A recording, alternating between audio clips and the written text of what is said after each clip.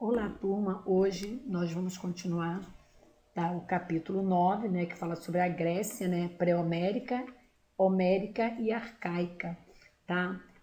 Hoje nós vamos falar sobre o período pré-homérico, tá, que vai de 3000 AC a 1200 AC, tá? Então esse foi um período que consideram-se três fases: a fase cicládica, a fase minoica e a fase micênica, né? É o período minoico, ele se destaca devido ao surgimento dos cretenses da ilha de Creta, que viveram nessa fase. Mesmo sabendo que tinham um grande desenvolvimento cultural na época, pouco se sabe até hoje sobre os cretenses.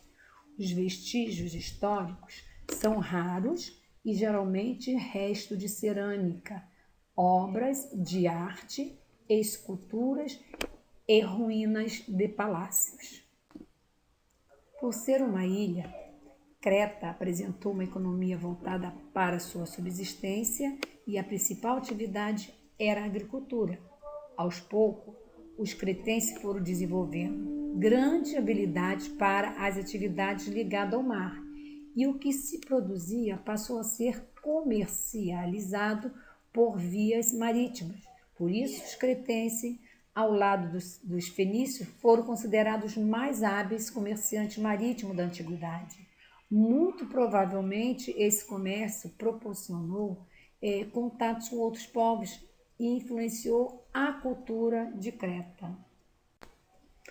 A organização política e social dos cretenses também é um mistério, mas o pouco que se sabe indica que instituíram uma monarquia centralizada na figura de uma única pessoa, geralmente atribuída a um deus da crença politeísta.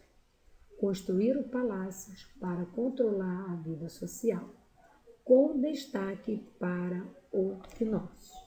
Quinócio é o Palácio de Quinócio, né, que foi construído no período minoico e localizava-se na ilha de Creta, onde ocorriam as atividades culturais e políticas, né, dos gregos no Império Homérico. E o de Phaistos, né, também outro palácio, né, localizava-se na cidade de Festo, na ilha de Creta, e é datado de 1900 AC, ainda na idade, né, do bronze. Então, a vida dos cretenses girava assim em torno desses palácios, né, pois, além de ser moradia dos reis, também serviam de armazém para a produção agrícola. Parte desses produtos era negociada por rotas marítimas com outras cidades gregas, principalmente da Ásia Menor.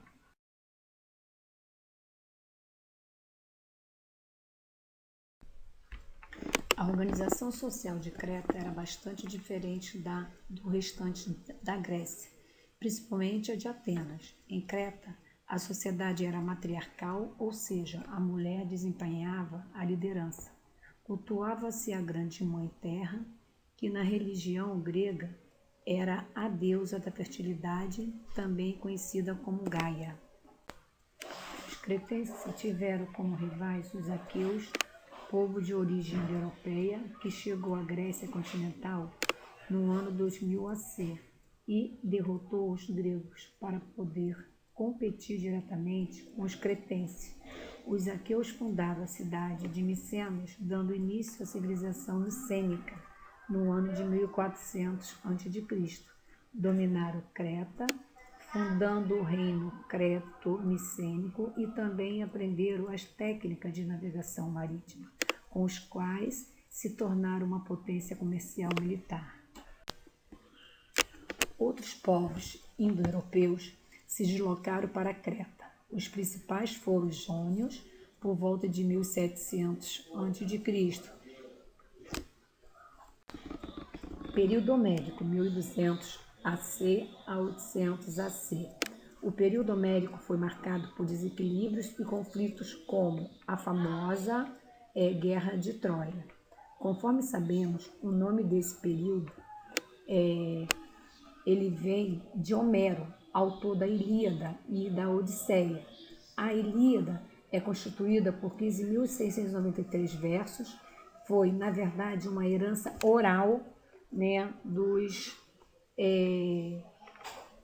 Aedos, né, transformada em obras por Homero, e narra o episódio da Guerra de Troia, mais precisamente do 9º mês. Já a Odisseia relata o retorno de Odisseu, né, Ulisses, ao reino de Ítaca, após o conflito dos troianos.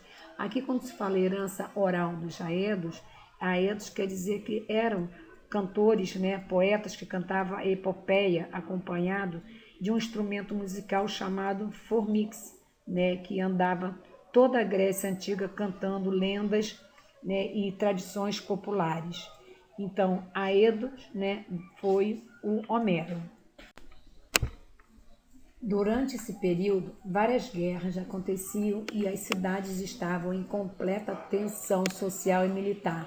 Por volta do ano 1400 a.C., como já mencionado, Creta havia sido derrotada e controlada pelos aqueus. Anos mais tarde, essa civilização caiu diante dos dórios, no século XII a.C. Foi justamente na fase em que os aqueus criaram a civilização micênica que se desenrolou a Guerra de Troia por volta de 1200 a.C.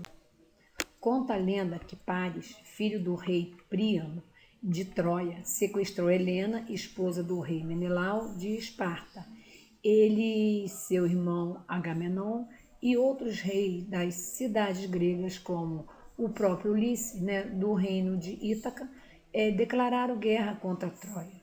Foi desse episódio que surgiu a história de um guerreiro chamado Aquiles, que de tão forte e habilidoso era considerado imortal, cuja fraqueza estava em uma única parte de seu corpo, o seu calcanhar.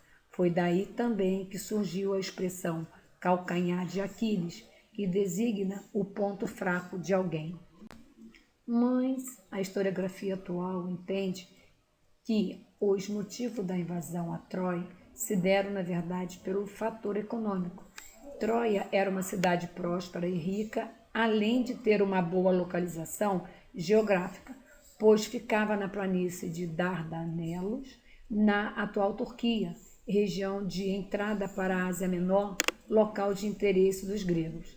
Nessa fase, a economia dos gregos era essencialmente agrícola. O comércio era forte, pois aprenderam com os cretenses as técnicas de navegação, criando, né, diversas rotas marítimas. A sociedade era estratificada e sem mobilidade social, composta por uma aristocracia guerreira.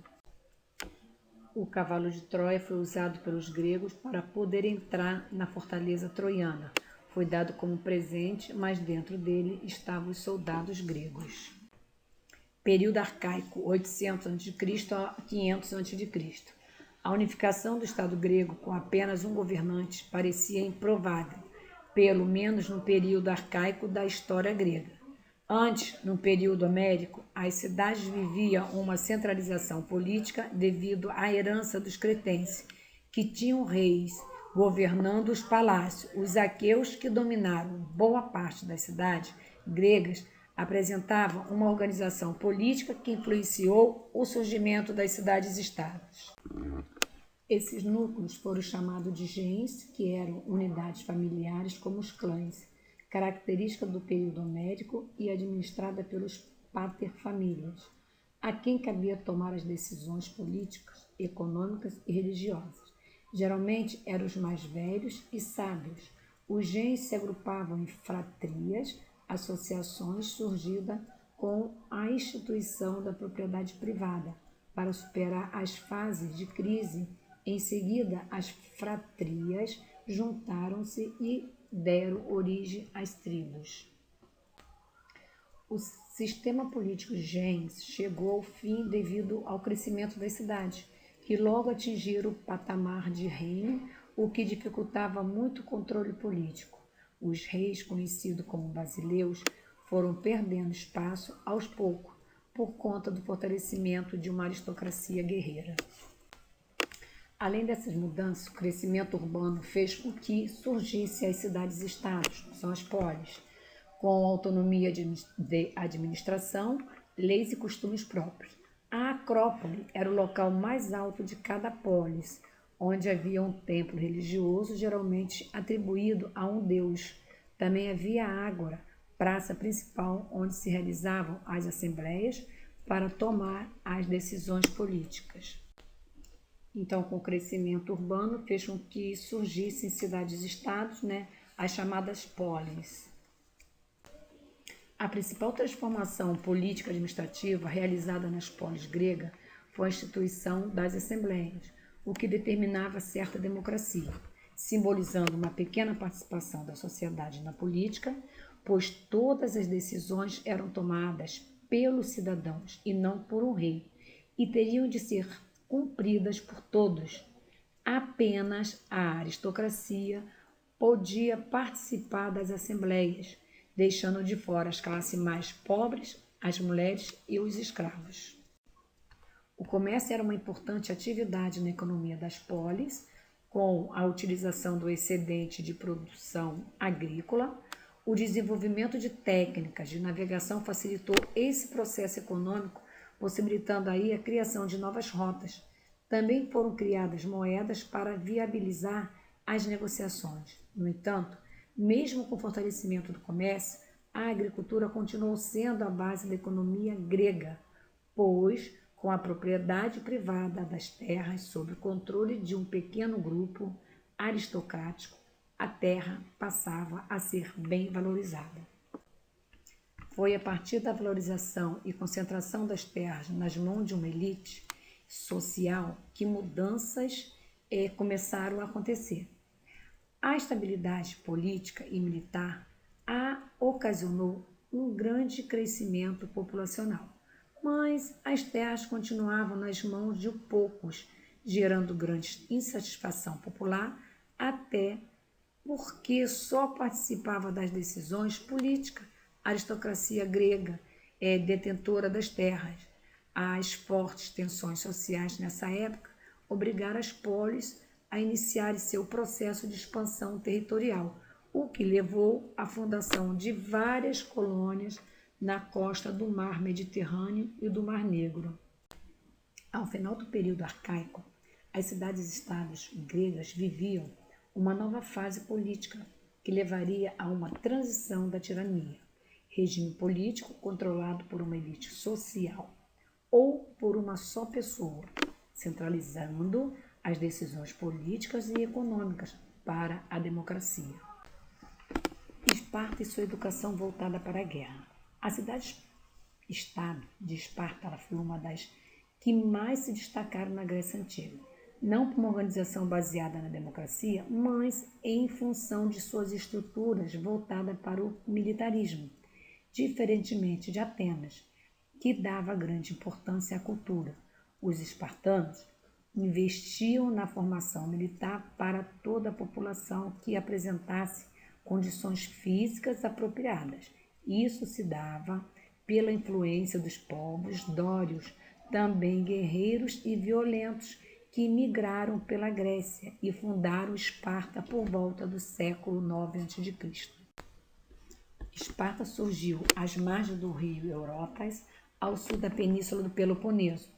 Acredita-se que, por ter um relevo plano, teve de desenvolver uma sociedade militarizada que pudesse defender seu povo de possíveis invasões.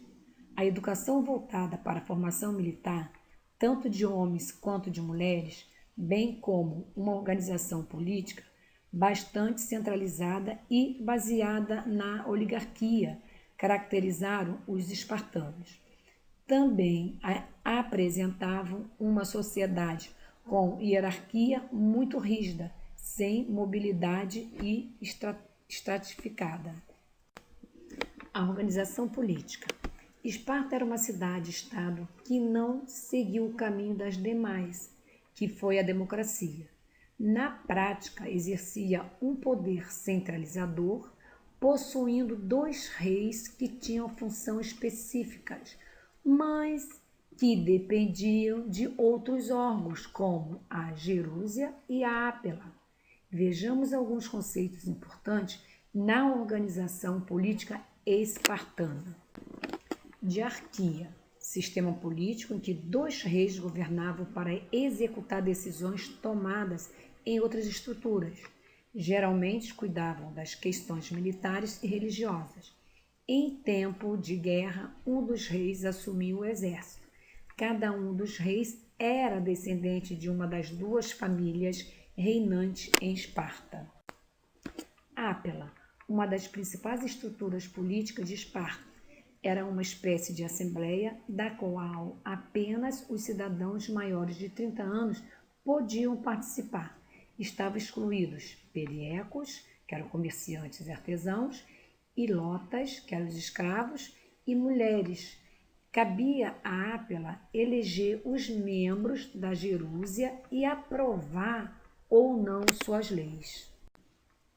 Gerúsia era composta por 28 gerontes que tinham idade mínima de 60 anos, os anciãos.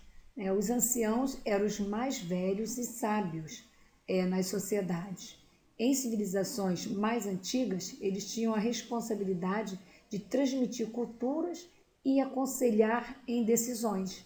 Tá? E em Esparta, os gerontes, eles cumpriam essa função.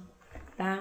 Essa função era de elaborar leis, administrar e agir na aplicação da justiça, que era o Tribunal Supremo.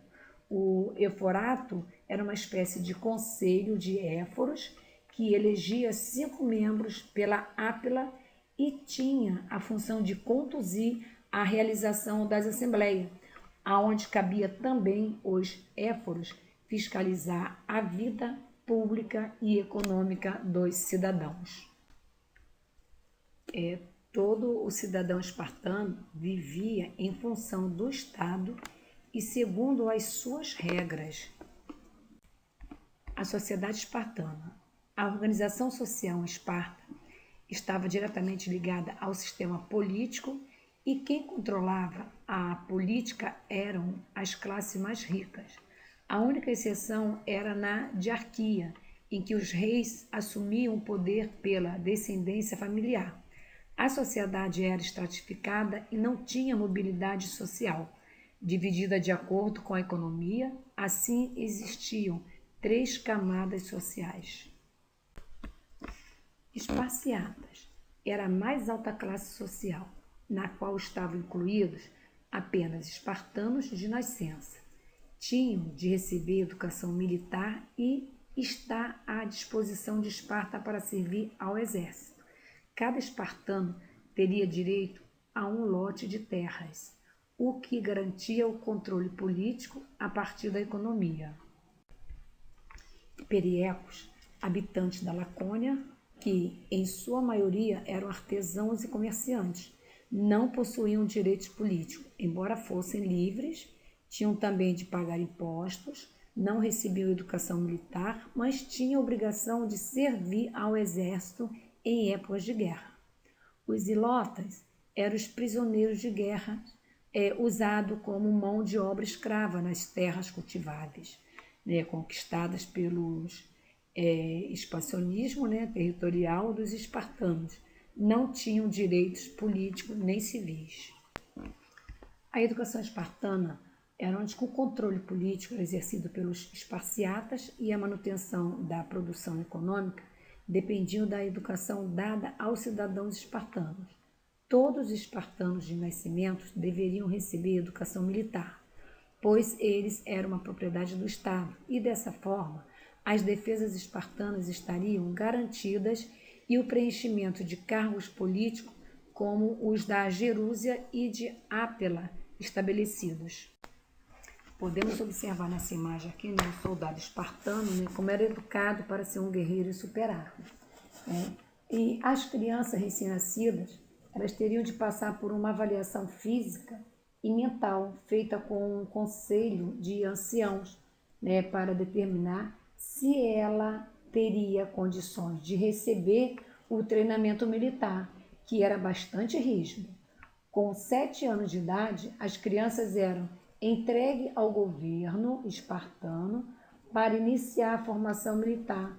Era chamado de agogê, né? Os espartanos só eram considerados cidadãos aos 30 anos e poderiam ser aproveitados nas guerras até aos 60 anos. Então, o treinamento dos homens no exército era rígido e violento. Aos 12 anos de idade, eram obrigados a viver nus e sem comida nos penhascos, né? O que sobrevivesse até os 18 anos voltava a Esparta. Faziam parte do treinamento a caça aos ilotas, né, que eram os escravos, usando apenas uma faca. Era uma forma de preparação militar para as guerras. Já as mulheres espartanas recebiam fortes treinamentos físicos para que pudessem ter, né, grande vigor e o que poderia proporcionar o nascimento de crianças fortes e sadias. Geralmente participava de esportes após o treinamento e um exame de fertilidade recebiam a autorização para casar.